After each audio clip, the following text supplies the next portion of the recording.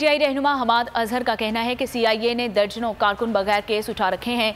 जो लोग ये कर रहे हैं उन सबको हिसाब देना पड़ेगा।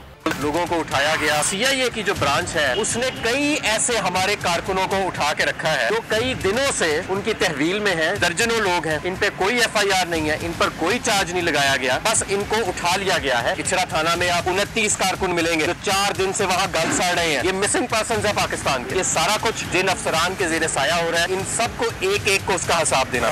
तो नजर आ रहा है सामने लिखा हुआ है जुल्म मिटने के लिए 2 चीजों से मिटेगा भाई। एक, अदल की कुर्सी पे जो लोग बैठते हैं ना, वो अदल के हिसाब से फैसले करने लगे। दूसरा, कौम निकल खड़ेगी उस जुल्म के खिलाफ, तो जुल्म खत्म हो जाएगा। या इन दोनों में से कोई एक चीज हो जाए या दोनों हो जाए। अगर 420 का मुकदमा था, उस वक्त अदलिया में जो लोग बैठे हुए केस देख रहे थे वो पूछते ना, यार चीट हुआ कौन है। जब उनको दिखता कोई चीट नहीं हुआ, केस खत्म कर देते।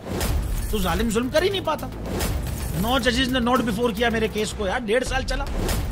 शख्सी जमानत का केस, सेम केस इस्लामाबाद में कर दिया। एक ही इल्जाम पे 2 केस हो नहीं सकते भाई। मतलब 60 दिन का वक्त होता है। 102 दिन के बाद मैं जीत गया, केस बरी हो गया। 102 दिन के बाद अपील फाइल की, एक्सेप्ट कर ली। नहीं करते ना एक्सेप्ट, खत्म हो जाता ना जुल्म यार। भरी अदालत में मुझे बरी कर दिया, फिर पता नहीं क्या हुआ 2.5 घंटे बाद का नोट बिफोर। मैं नहीं सुनता ये केस, खड़े रहते अपने फैसले पे, मिट जाता जुल्म। अल्लाह ताला ने बिठाया इन कुर्सियों पे इनको यार, ये अल्लाह ताला की तरफ से फैसले करते हैं। तो या तो ये फैसले आएंगे, जुल्म मिट जाएगा, या कौम खड़ी हो जाएगी जुल्म के खिलाफ।